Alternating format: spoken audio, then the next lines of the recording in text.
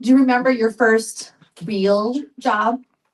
The one that came with a paycheck that made you feel so grown up? The one that gave you like a little glimpse into what adult life might be like? I remember mine. It was one Sunday someone at church mentioned that the local campground was hiring for the summer. It'd be a really great job for a teen, they said. Spend the summer outside? Sounded like a good idea to me. And when I found out that my friend Toby already had a job there, that sealed the deal. And my parents loved Toby. They thought he was a really great kid from a really great family, and they were all for me hanging out with Toby for the summer.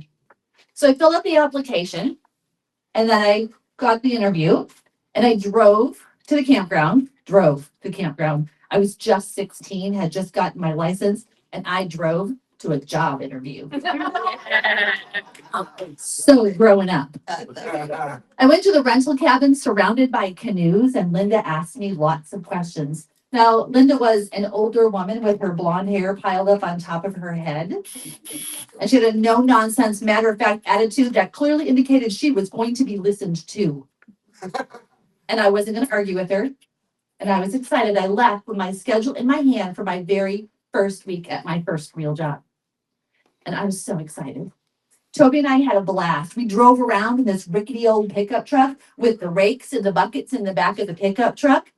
And we would clean the campsites. We'd break the grass. We'd clean out the fire pits. We'd pick up the garbage. Sometimes we would divide and conquer our tasks for the day because we were grown up. And then came my first paycheck, $64.12. Big time stuff now. And then one day, Toby drove the pickup truck to a campsite on the far edge of the campground. And he got out of the truck and he walked to a picnic table tucked behind a pine tree. Where are you going? I asked. Go burn one real quick. Burn one? What was he talking about? And then I noticed the pack of cigarettes in his hand as he tapped it against the palm of his other hand, packing them.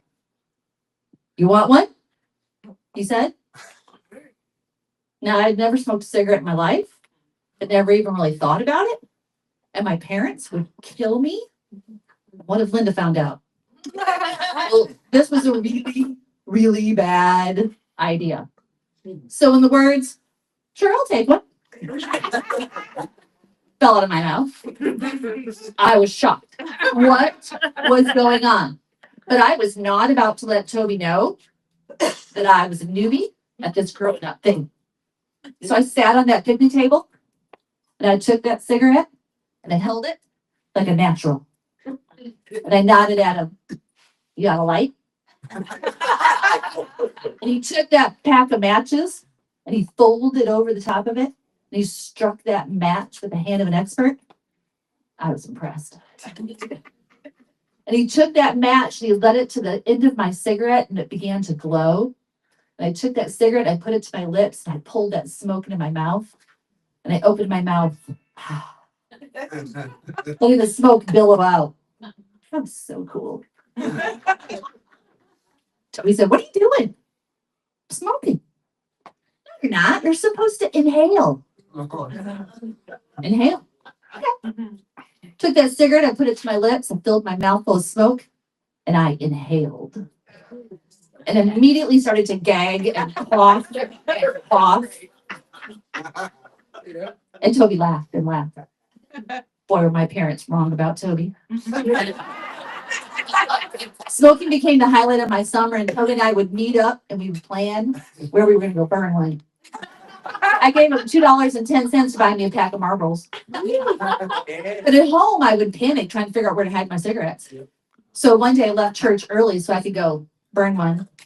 And I sat on the steps in the side of my house, and around the corner unexpectedly came my neighbor, John. We stared at each other in surprise. Are you smoking? Yeah, I am. And I'd appreciate it if you didn't say anything to my parents. He stared at me for a long time. He goes, I'm not going to tell your parents, but I recommend they could quit.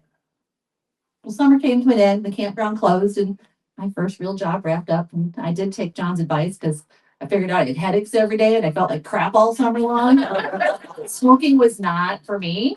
And I realized that some things that were growing up, well, they could just wait, maybe forever.